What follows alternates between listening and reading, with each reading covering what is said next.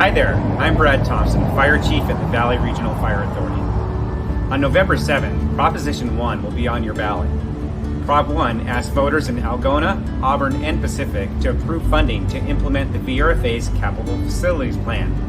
Specifically, Prop 1 will authorize the VRFA to construct a new fire station in the northern part of our service area, to relocate and rebuild Station 38 in Pacific, which will move it closer to the border with Algona, and to rebuild the VRFA's headquarters Station 31 in Auburn. Prop 1 will also provide funds to build a local training facility for your firefighters and make improvements to our support and maintenance facilities.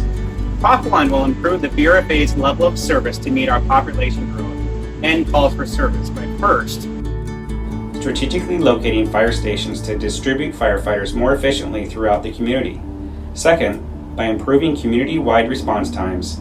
And third, improving the reliability of our fire stations. When formed in 2007, the VRFA served a population of just 75,000 residents and responded to 8,700 calls for service. Today, the VRFA serves a population of 97,000, and in 2022, we responded to nearly 16,000 calls. Prop 1 seeks voter approval of $96.5 million in general obligation bonds.